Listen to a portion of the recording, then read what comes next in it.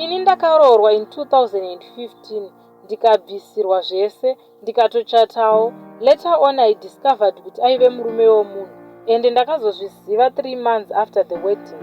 Ndaona mameseji aiti vana havana majuzi. Chakandirwadza hama dzemurume hapana aisaziva izvi. Ndaona meseji ndakaidhilita ndikatora nhamba.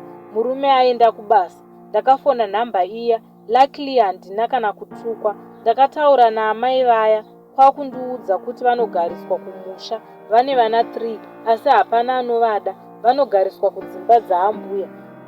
Ndakabatikana zvese zvekuti vamwe varume vane mwoyo wakaipa. Ndakabva ndavabvunza kuti ko pakaitwa muchato maivepi? Vakati ufunge ndakanzi muchato wekuchechi, so handina kutotenderwa kuuya kwaHarare. Ndakabvunza kuti ko murume paanogara kwaHarare kwacho munouya here? Vakati handitenderwi, anouya nefudhu onosiya kwaamwene. Ini handipiwe chinhu, vana vanonodya ikoko, ini ndinozvionera. Ndikati saka ndikauya kumusha nhasi ndinokuonai here? Akabvuma. Shuwa neshungu ndakaronga rwendo kunoona amai Lee.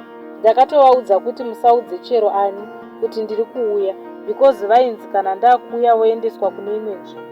Ndakaronga rwendo rwangu zvisingazikanwe nemurume. Ndikatenga fudhi yangu ndikapeka separately, imwe ndakutonopa maiguru. Ndakarova mota zvangu ndokusvika paGrowth Point ndokufonera maiguru vakanga vakandimirira. Vakauya tikaonana. Ndakanzwa tsitsi vasikana, varume chinjai mwoyo chokwadi. Takataura ndikachema, vakachema. Ukaona mukadzi akukufugurira sketi kukuratidza bhurugwa rakajikika kare everywhere. Takazosumuka hedu paGrowth Point paye kuma6 apa murume aingofona. Ina handina kumuudza kuti ndaenda kumusha. Takuenda kumba kwaana mwene takasangana naBamnini murodhi. Ndakavasiya vakabva vafonera mukoma wavo kuti ndaona mota yenyu, mandisiya murodhi. Murume akatanga kufona imi. Ndanosvika pandaisiya maiguru vaye. Vakaenda padzimba dzavo nechikafu chavo.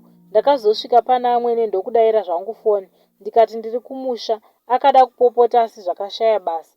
Amwene vachindionawo zvakavanetsa kuti ko mauya usiku kwakanaka here? Ndikati hongu amai, kutokufungai, apa ndandajuma vanhu zvangu. Vakashaya kana plani. Takapinda mukicheni maive nevana vakauya kuzondimhoresa.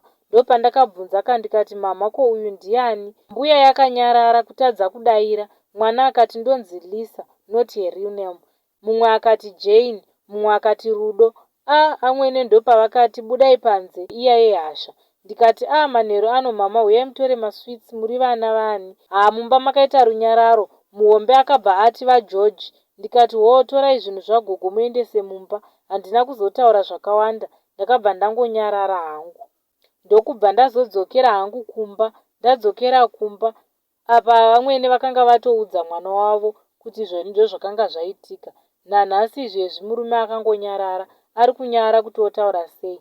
Asi varume chokwadika, gadzirisai unhu hwenyu ipapo. Mwoyo yenyu yakaoma chokwadi.